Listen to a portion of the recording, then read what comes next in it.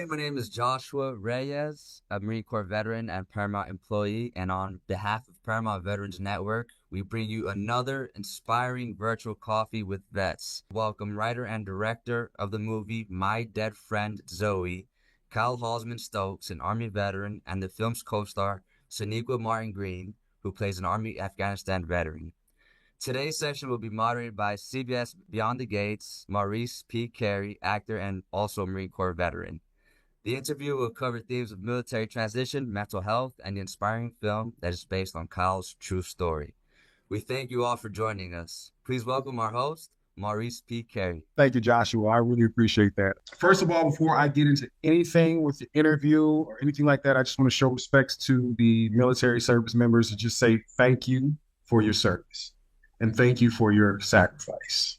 I think that should be done first and foremost. Jumping right in, we're going to have that first question is going to be for Kyle. Kyle, the film is based on your own personal experience. What made you decide to share your journey on the screen? It's such a deep and personal journey. What made you decide and feel safe to do that? I've actually kind of been on a mission to do this by a commanding officer, by a colonel of mine from the Army, set me on this path back in 2004. I was set to get out of the military. I had done my 3 years, but we got stop lost. And, I thought my plans were going to change. I wasn't going to be able to get out, wasn't going to go to school. We were getting ready to mobilize to Iraq. And he called me into his office and he said, Sergeant, I've seen your films. And this is not good news for all the vets out there. You do not want to be standing before the colonel, as we all know. I didn't even know he knew who I was. And he said, they're good. They're meaningful. I think you were meant for something different than deploying with us right now. I would make these videos of us jumping out of airplanes, our training missions in the jungle, like crazy stuff. I was always a filmmaker, right? Making VHS tape copies, handing it out to Joe in the barracks. Like, it was fun. So now I cut back to the colonel's office and he said, I've made arrangements for you and only you to be exempt from this stop loss. And the way you're going to pay it back to your battle buddies by not going forward with them is you're going to find the best film school in the world. I don't know which one it is, but you better find it. You're going to hone your craft and you will tell the soldier story.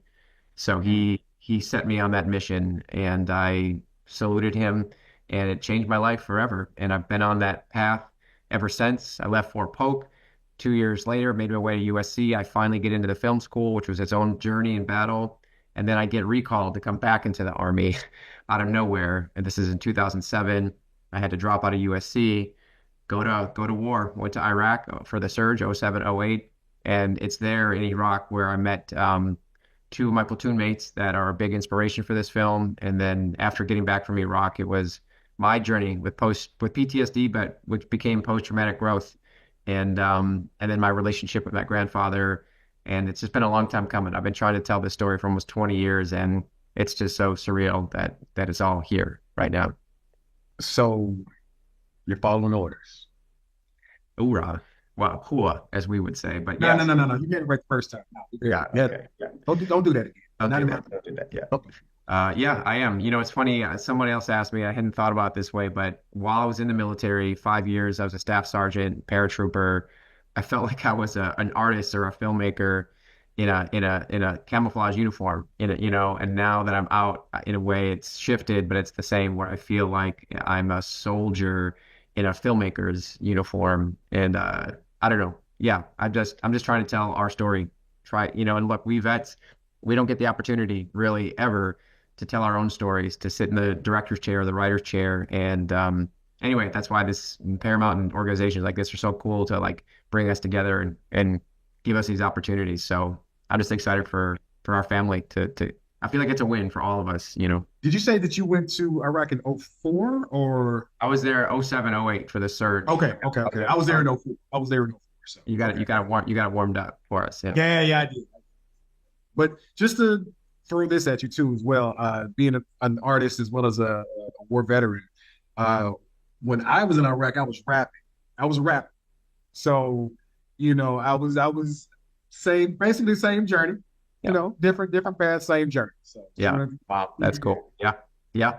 All right, next question. Sonequa Martin-Green, how you doing, man? Oh, I'm doing so good. I'm doing terrific. Thank you so much. And before we get started with the question, I do want to say thank you for, lending your talent to this. And me seeing the film, you did amazing. I literally went to everybody. And I was like, "Yo, military, y'all go see this!" Like everybody. Ooh-wee. Thank you. That really means a lot. I'm just so grateful. I can't even believe I'm on this podcast right now. I'm like, I cannot believe y'all let me be here right now. This is amazing. You almost got me too. I don't want to say too much, but it was like right there in the corner. Right there in the corner, gathering up in the. It was right there. I was like, no, I'm the pro again. Yeah, like I'm not letting that drop. I'm not letting it drop. Cool. Jumping in, did Kyle's military experience shape your understanding of your character Merritt? And if so, how? Oh my goodness, that's a great question and a great way to word that question too. 1000% yes. Even from the very beginning, when he wrote me a letter and told me about himself, he said it so humbly, but it's like, man, what you're saying is phenomenal. He's like a staff sergeant, Bronze Star. As you pointed out earlier, he's like, and now I wanna save lives, and so in essence, the mission continues, and so that I have always had so much respect for veterans and active soldiers, and it just really blows my mind the type of person that is willing to do that. And I know that everybody does it for different reasons, but regardless of your reasons, the fact that you did it or are doing it is just like it makes me want to cry whenever I talk about it.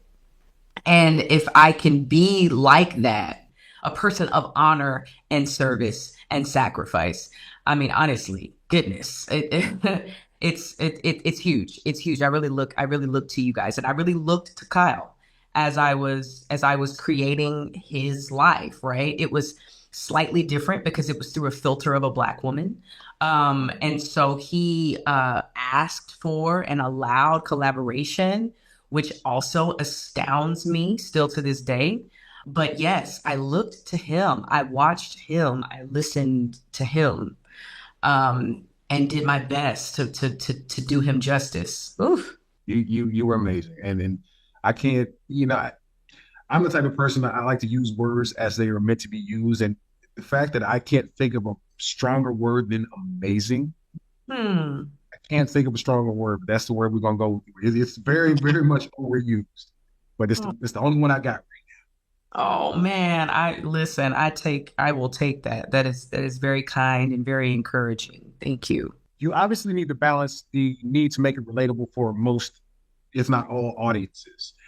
How did you go about doing that? Or how did you go about writing the script in a way that would be relatable to as many people as possible?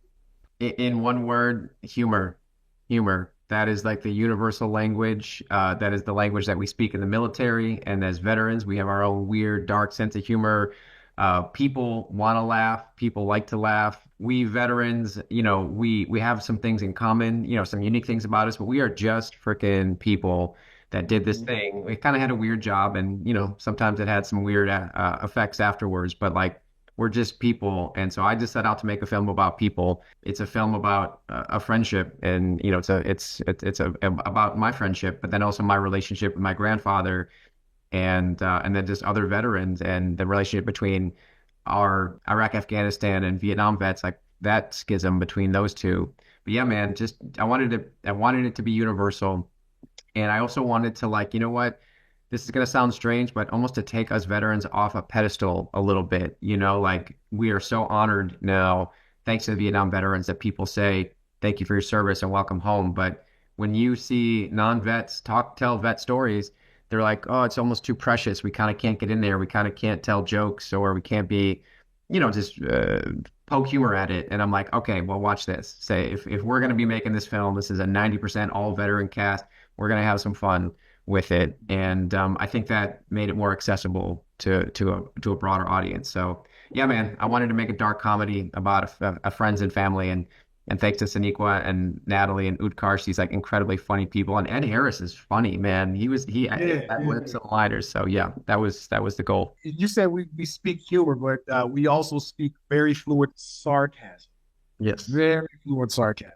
Yes. And so you succeeded in your endeavor and your goal. Well, shout out Natalie Morales. I mean, she's got a tough job. You know, she is the smart ass. In this, and she walks a fine line because when people see the film, and you can see the reviews, and like there's no mystery that you will laugh in this film and you will cry, and that is because of Sonequa and Natalie and the way that they do both things. So it's a testament. How did working with Kyle, who was personally connected to the film, affect the way that you personally approach this role?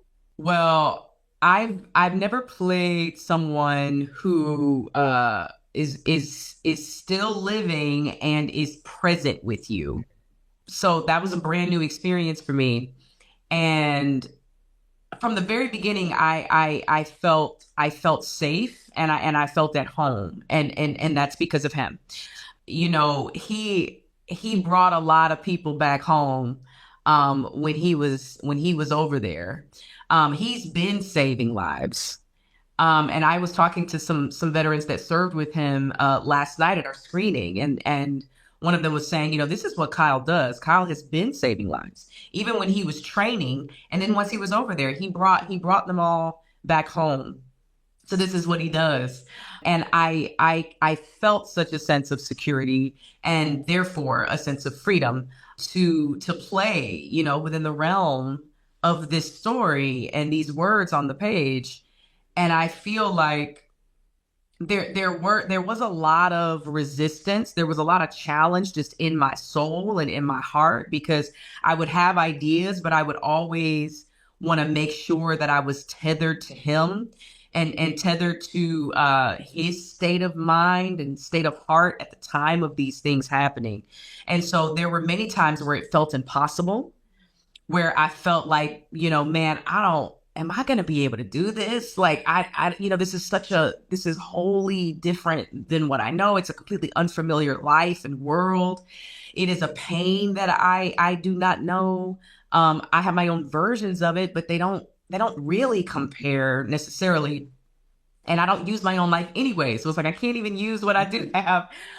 So I am grateful that he made it such a warm, open space, because he allowed for the creativity to flow.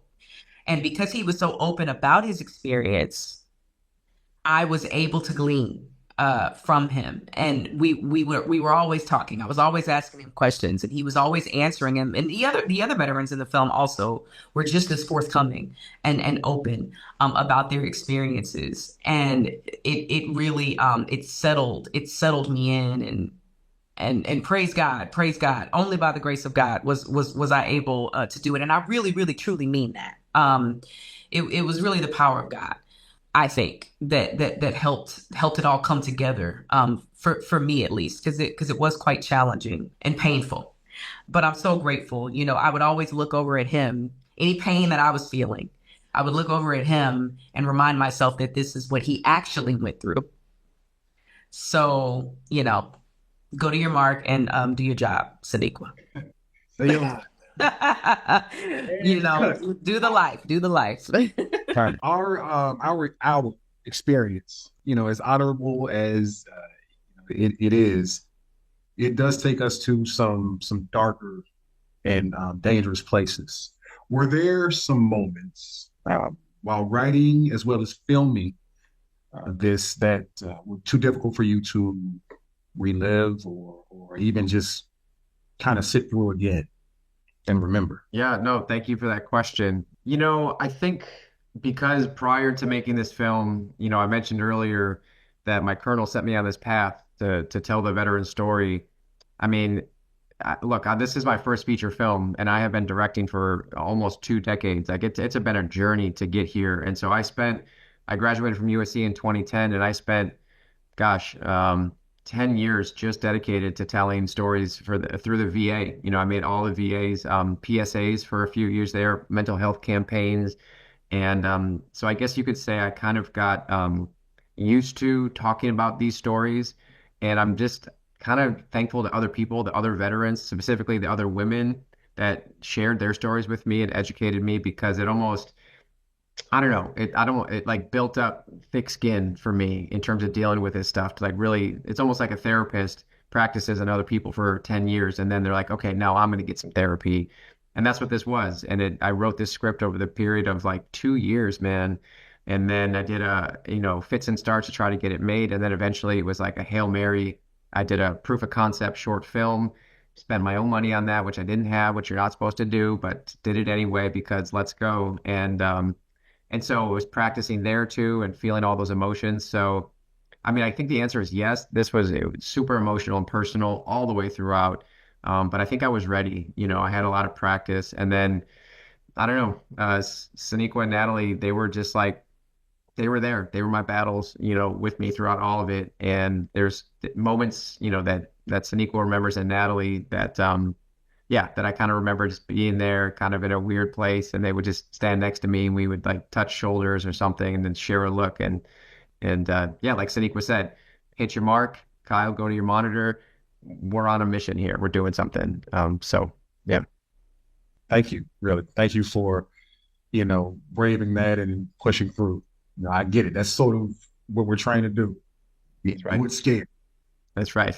You get one of my favorite lines. I think it's from Three Kings, George Clooney's character. I think maybe I'm misquoting, but he says you do the scary thing first, and you get the courage after.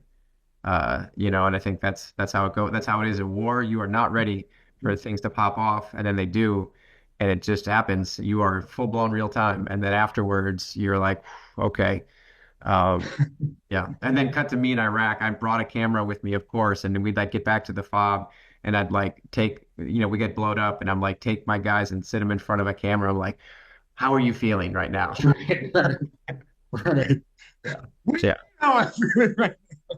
Sonequa. So were there any moments in the film where Kyle shared something from his experience that deeply impacted your character without any spoilers?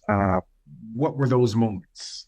Oh, that's a really, really good question. Then I have a follow-up question, because there was something that in the film that really touched me, like really got me, that I really want to ask you about. Spoiler or no, I'm going to ask you. Oh, okay. All right. So we don't get, Without spoilers, though. Without spoilers. Okay. I'm sorry.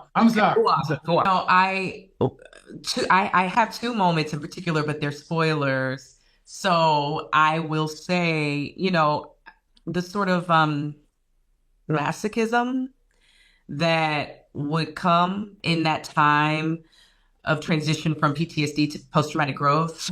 This is something that a lot of, Kyle was teaching me about. Kyle was teaching me about that a lot of people deal with this, that a lot of veterans deal with this, and they're finding ways to escape and anesthetize and also, self-harm. And he was saying with running, he taught me a lot about how running had been ritualized for him, and how much focus was put on running in the Army, and I suppose across all the branches, right? It's some sort of like a touchstone.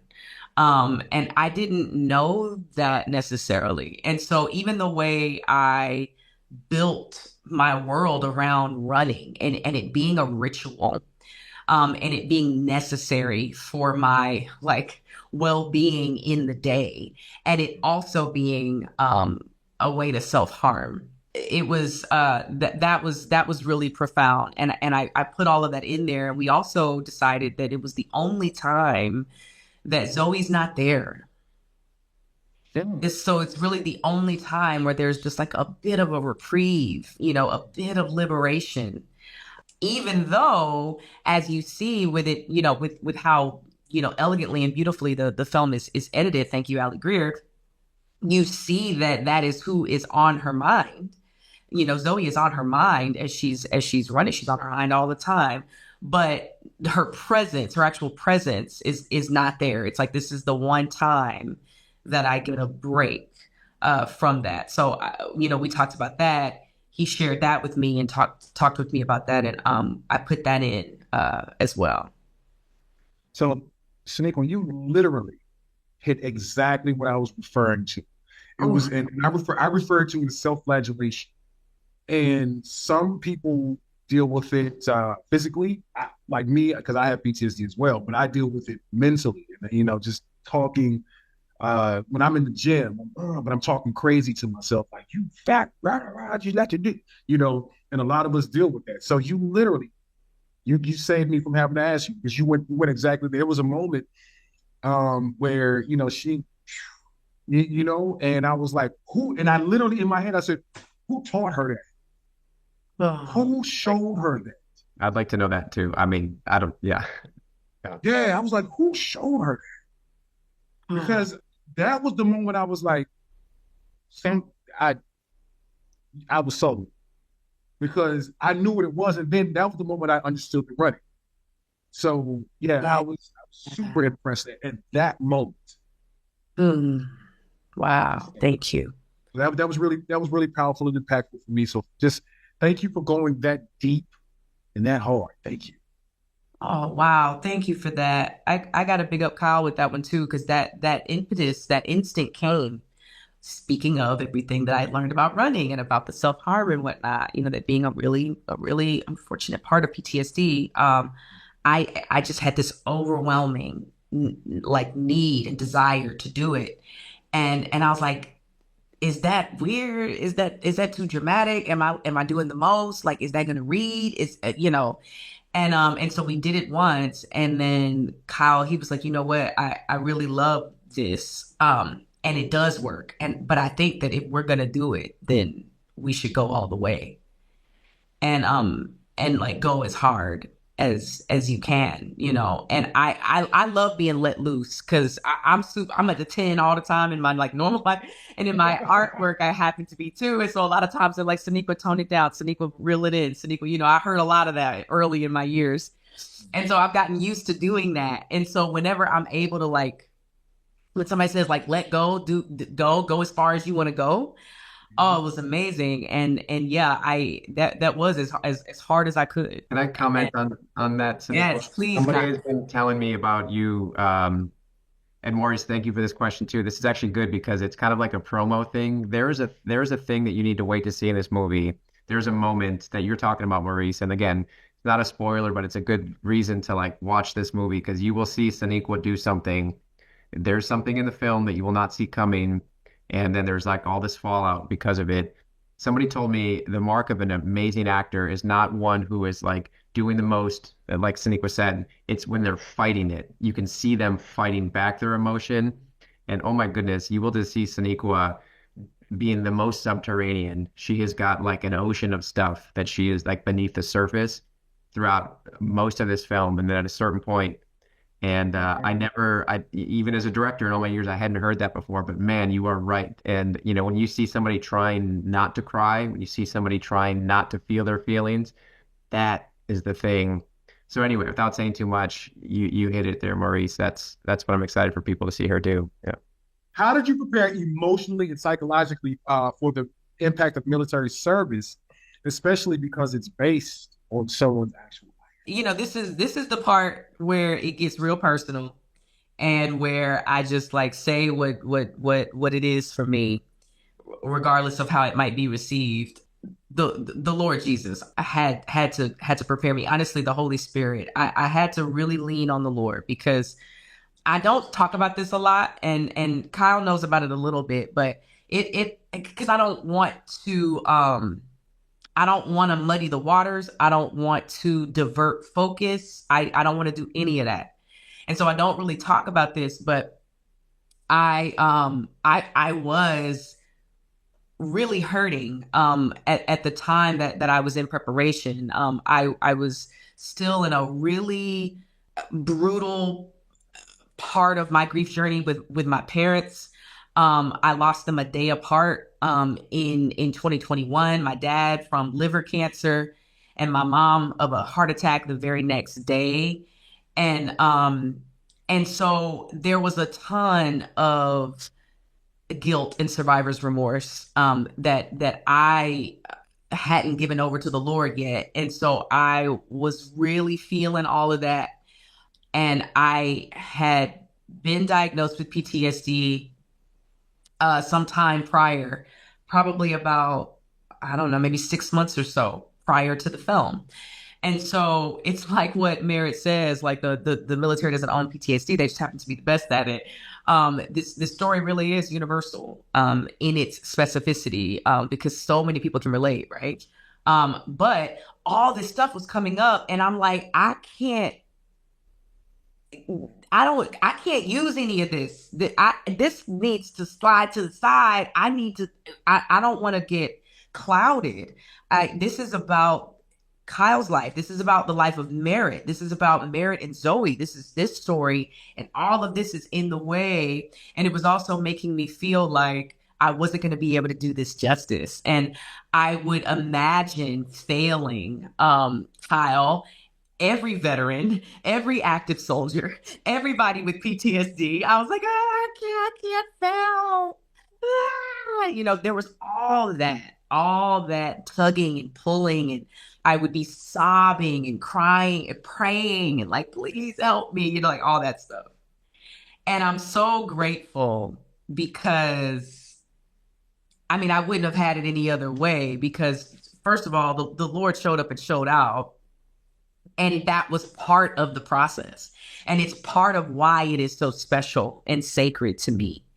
And how I know that it will benefit people, because I can say it benefited me, with my own stuff, that was separate in a way. Yeah, it was a lot of wanting to do everything right. And as we know, when you are trying to be a perfectionist is so dangerous and so destructive.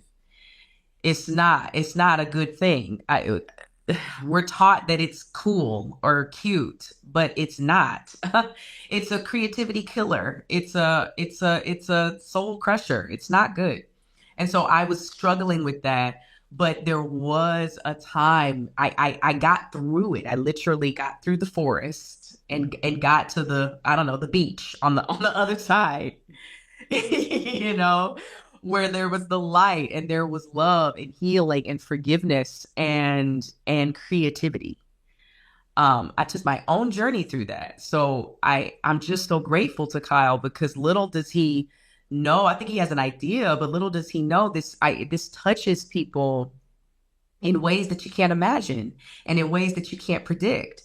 And I have my own journey that I will never forget, in addition to his. Would you say it was a level of catharsis in it? Possible? Yeah, I think so. And Kyle, I know I've been speaking for you with this, but I won't in this Please. case. But I do think that there was catharsis for me.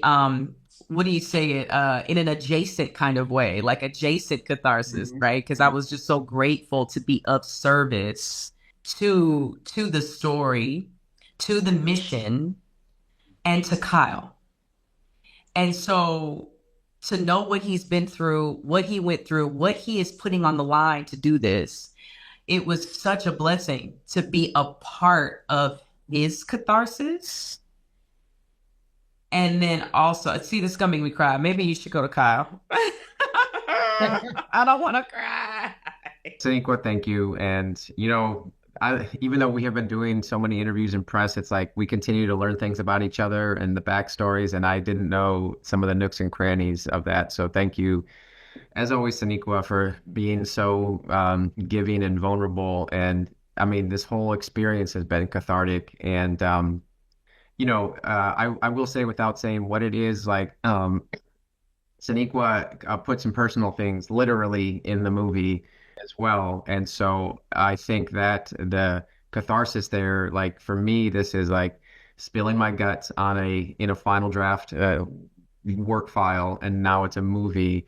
And but it's like the whole idea is that to not take your feelings and your grief and the people that you miss and put it in a little box and and be so precious about it that you can't think about it, you can't talk about it. It's like, no, we're gonna talk about it. We're gonna say their names. We're gonna continue to say, like, like I just love how this film, like Zoe's last name is Ramirez. That's a friend of mine, you know. And there's everybody in the film is actually named after someone in my life. And the fact that Sonequa also added her stuff into the film, it's like we are. Do you know what I'm saying? Like we're doing it in real time. So this whole thing has been cathartic. It was my dad, by the way, that I added in. Kyle Yeah. offered it out of the goodness of his heart. He said, "What do you think about having a picture of your real dad?" There's a moment towards the beginning of the film when Mary is going to see her grandfather, and she picks up a photo frame of her dad, and that's actually my dad. That's my dad and me in that photo. Which lives forever now. I mean, the good movie, Yeah. you know, it lives forever. You know, maybe people that hear this will know that, but most people won't, but we will. We'll know, and it'll live there forever, you know. And Thank you, Kyle. yeah. All right, I tell you what we're gonna do. We're gonna like it. We're gonna bring it back. All right, here we go. Yeah. So Nick, this is speed round questions for both of you. We'll start with Kyle because Sonequa, start with Kyle. 'Cause she needs me, right? So, All right. Are you good? I'm good. Try the mic. All right, cool. Kyle, what do you hope audience take away from watching this film? There are a lot of things, but I'll say two. One of them is like very tangible. If you see this movie in theaters, which you absolutely should, then we'll say more about that. You will be treated to a special call to action message in the end credits that you will hear from Sonequa and Natalie and Ed Harris and myself. And we are doing something very unique and very cool. We have a pay it forward impact campaign. So if you're moved by this film and you want to help somebody else see the film, we have this message in the end with a QR code that allows people to literally purchase a ticket for somebody else or just contribute to our Zoe fund. The Bob Woodruff Foundation, who's one of our 3 impact partners, they're a 501c3. They are the recipient of all of this money. They're putting it into account, and then we are giving it away 100%. All the money raised towards tickets for veterans, tickets for anybody, community screenings, and then any money that's left over is just going to be donated to veteran nonprofits. So it is that is like, what do you want people to take away? It's like that, take that away. And then on a more touchy-feely note, I want this film just to be a conversation starter. And if you are not a veteran, which most of this country is not, and then that's fine. That's great. You will see this film and everybody knows a veteran in their family, in their friend group. Maybe they work with someone. And it's like, I hope people will be like, man, I just saw this film about veterans. I had no idea. I laughed. I learned so much about them. It's not at all what I thought. They go to their veteran and be like, so what branch were you? Or, people don't even necessarily know there's different branches. Like, what was your job?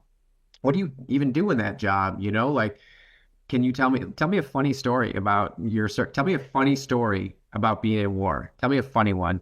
Tell me a sad story as well. I want to hear both of them.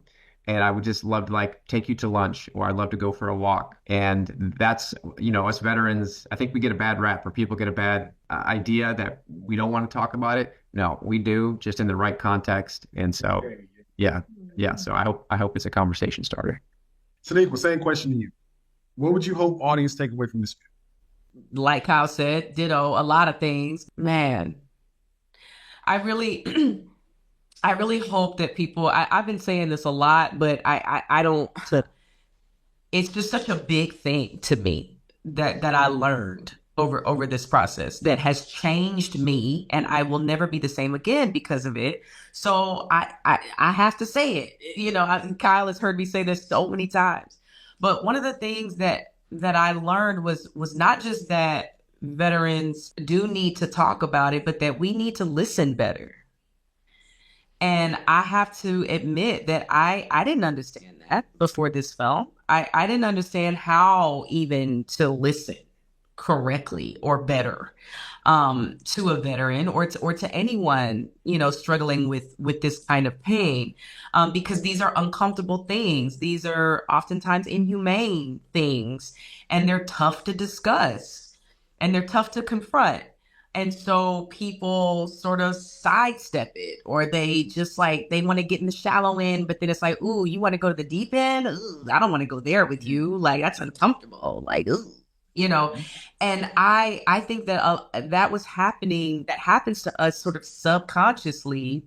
And I could look back on, all the times that I could have asked a follow-up question, or I could have reached out a little bit more, or I could have tried to get my uncle, one of my uncles, who's passed now, try to get him to talk about it. Like, I didn't even think about it that way.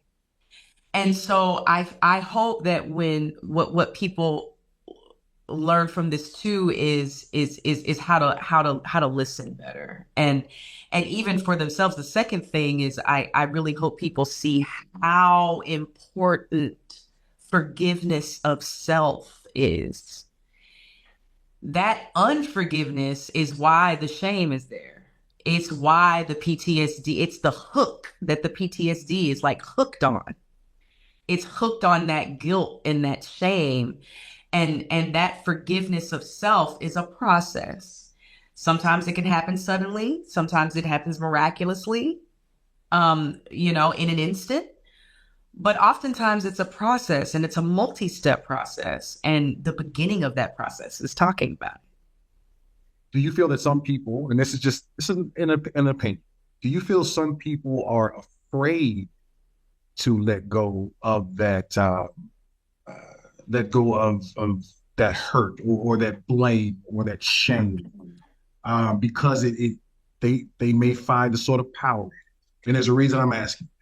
Oh gosh, like what a profound question. And yes. Mhm. And Kyle actually communicated this quite beautifully in the film, because if you notice, I'll try not to spoil anything, but if you notice, Zoe offers a lot of comfort and a lot of joy. Like little bits of comfort and happiness come from this manifestation. Natalie calls Zoe a guilt demon. Um, it's not all, it's familiar and it's comfortable too. And it's a bit of a security blanket in a lot of ways too. And so, yes, I think in that same way that we see in this film, yes, a lot of people hold on to it because it is all that it has become so wrapped around their identity that it feels like another death to let go of it. It's like, I don't know who I will be. I don't know what the world will look like. I don't know what happens after that. This is who I am, And so to detach it, what's the word? Extricate it from your identity. Again, it's why it's a process.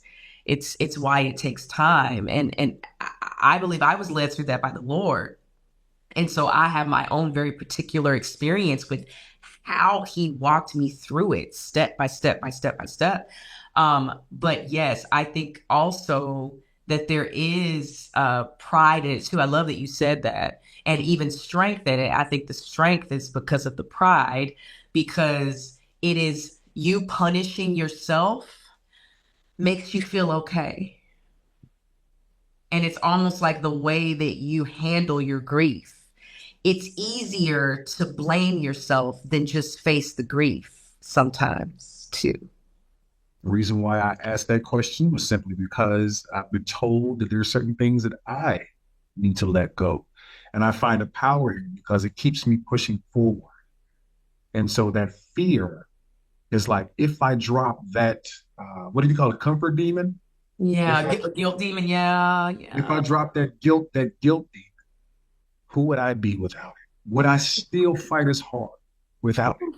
Maurice, something to share with you. Thank you for sharing that with us. Like Seriously. that the character that Morgan Freeman is based on is a VA counselor and a Vietnam veteran that I don't know, that approached me in the lobby of a VA when I had just got back, and I was a college kid and I didn't really have a lot of friends, and I was drinking a lot and I was running a lot. And he saw me there in this lobby of this VA, sitting there angry in a bad way. And he kind of just came up and put his hand on my shoulder, and he wouldn't.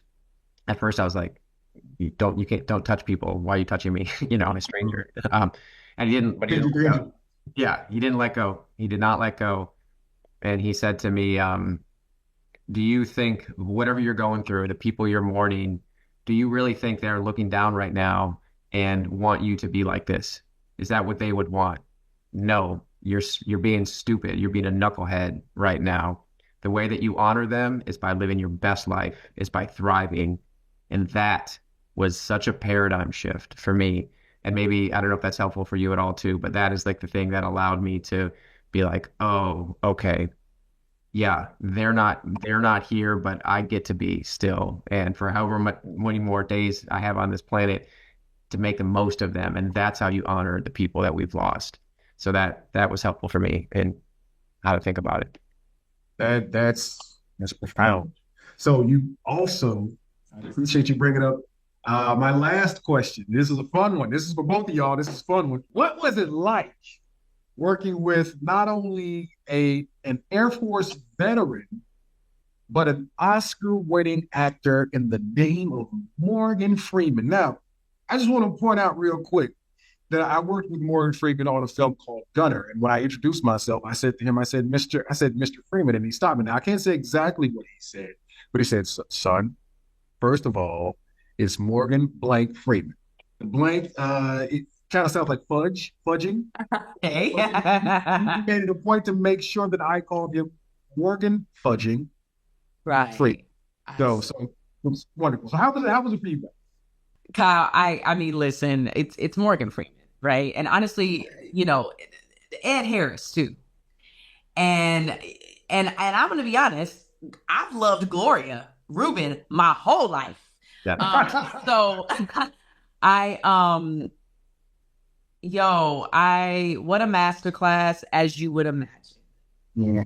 I got a sense of the absolute mastery and control they have. The both of them. They just surrender wholly to the moment, but they just are they're in control as well. I've never seen, and both of them did this. I've never seen someone be in control but fully letting go at the same time. It was profound. We've been using that word a lot. That'll be the theme of this talk, is profound. But I'm super excited, Kyle, for you to talk about, because they both speak so highly of you, and rightfully so. And they both knew who he is and what he has to give. And so they were both like, all right, you the boss. Like, look, we trust you. We respect you. You the boss. What you got for us? They both sort of took on that kind of vibe, Which was scary as hell. and The voice of God. You literally had the voice of God. The voice of God, absolutely. The anecdote I'll say about Morgan, there's so many things to say about Morgan and Ed, but to answer your question, just a snapshot to give you a sense. We're doing the group therapy scene, which you see in the trailer. There's clips online. Like there's group therapy happening in this movie, and it's fun at times. And when we went out to do that scene, Morgan walks on set, and here's a big circle of chairs, and here's the supporting cast, and they are all veterans, and they are all the same veterans who were in the short film. And Sonequa is there, and Natalie's there, and we're getting ready to go.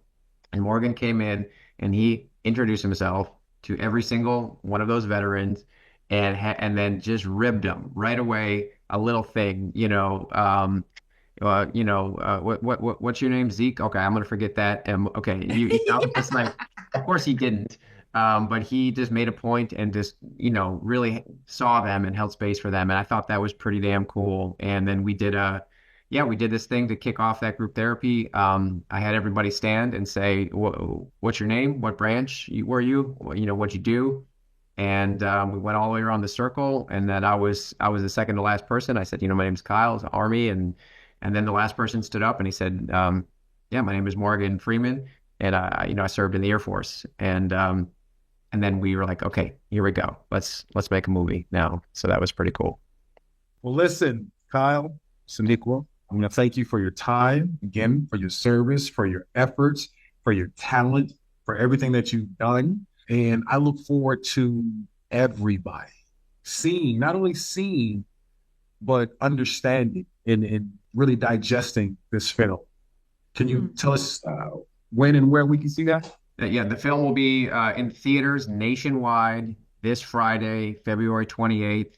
And you can go to my deadfriendzoemovie.com to look up showtimes. We will be at AMC, Regal, Cinemark, all the big ones, also independent chains. So it's going to be everywhere. If people turn up to see this movie, it will be in more theaters, and we are asking people's help. If you want to do something, if you want to send a message to Hollywood, go see this movie in theaters. Get your tickets now. We are this little indie film that could, despite our massive cast of Sonequa, Natalie, Ed, Morgan, Utkarsh, Gloria, we are still competing with the big ones. So if you want Hollywood to make more films like this, please get a ticket, see it this weekend. Tell someone about it. Thank you, Kyle. Thank you, Sonequa.